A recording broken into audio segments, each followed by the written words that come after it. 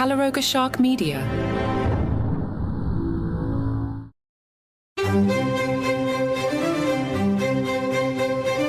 Hello and welcome to Palace Intrigue. I am your host, Mark Francis. People brings us inside Meghan Markle and Prince Harry's new dynamic. A twin-track approach is evolving.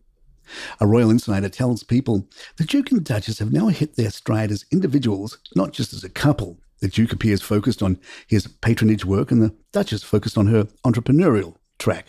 Our opinion is the Sussex PR machine is fending off the Duchess Difficult narrative and found a friendly harbour in People. The article explains how Meghan is investing her energy into upcoming projects like her American Riviera brand and the Netflix series.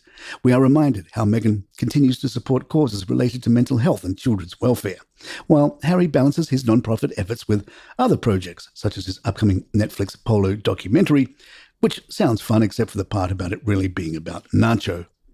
According to insiders, this shift does not only imply a split between them, an entrepreneurial and enterprise focus is going to be more the Duchess's priority, and the Duke will continue to champion his not-for-profit patronages, a friend shared. Meghan's absence from recent events reflects parenting priorities as they alternate staying home with their children. The friend added, "It's as much a reflection on parenting priorities in that one of them stays behind with the children." The couple's decision to sometimes appear separately also helps them navigate intense media scrutiny. An insider remarked, "Had Meghan accompanied Harry, critics might have accused her of trying to steal the spotlight. The truth is, this couple is damned if they do, damned if they don't." Despite the PR success with People, the Sussexes are now faced with yet another departure, and ironically, they may not have their PR leader to change the narrative. Ashley Hansen, Harry and Meghan's global press secretary, has announced her departure from the role to start her own public relations firm, Three Gate Strategies. Hansen, who has worked with the Duke and Duchess of Sussex for over 2 years, will continue to represent them as her first clients. Her new firm, based in Los Angeles, will provide communications and brand management services to high-profile individuals in various industries, including entertainment, tech, and finance. In a statement, Meghan expressed her pride in Hansen's new venture, saying, "We are so proud of Ashley, especially as a female entrepreneur. We look forward to having her focused expertise on our business and creative projects and her continued oversight of our communications team. My husband and I are excited to be alongside Ashley as she builds something extraordinarily special with her firm." Hansen also shared her gratitude, stating, "I am incredibly grateful to the Duke and Duchess for their continued trust in me. Their unwavering support and belief in my new firm has been meaningful and is a testament to their leadership. I knew when they first hired me that they were giving me the opportunity of a lifetime, and I couldn't be happier to continue working together." Despite the positive sentiments, Hansen is the 19th staff member to leave the Sussexes team. Previously, she defended Meghan against claims in The Hollywood Reporter that labelled the Duchess as Duchess Difficult, following accusations that Meghan had reduced staff members to tears. Hansen commended the couple's support during her own medical leave, sharing that Meghan personally reached out to her husband daily, saying, "You don't realize how much that kind of kindness and thought means until you need it." Meanwhile, Harry and Meghan are preparing to mark World Mental Health Day on October 10th, with a focus on mental health in the workplace. This year's event contrasts with last year's in-person gathering hosted by their Archwell Foundation in New York. This shift comes amidst recent reports referring to Meghan as a demon boss, prompting challenges in navigating their public role. Royal author Pauline McLaren, a professor of marketing and consumer research at Royal Holloway University in London, looks back at Spare and says, "They probably underestimated the backlash, particularly towards Harry's book. People read that, and although it was a bestseller, it didn't really promote him to any heights in terms of people giving him accolades. I would imagine all of that would have shocked them, but one would presume they have retreated. They have probably retreated to the point that anything they say will get criticized and twisted." Marketing expert Matt Yanowski spoke to the Times about American Riviera Orchard. "I would have major concerns if I were an investor in ARO. If I'm an investor, I'm saying to Meghan, you need to find a CEO with a direct business plan that's going to show profitability, or at least a revenue plan within the next 60 to 90 days. Otherwise, I'm taking my money out."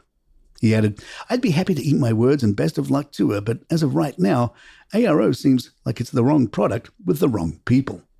Palace Intrigue will be right back.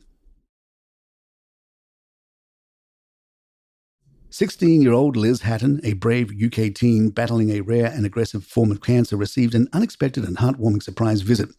During her visit to Windsor Castle on Wednesday, initially invited to photograph an investiture ceremony led by Prince William, Liz found herself sharing a personal moment with the Prince and his wife, Kate Middleton, who surprised her with a heartfelt meeting and a hug after the ceremony.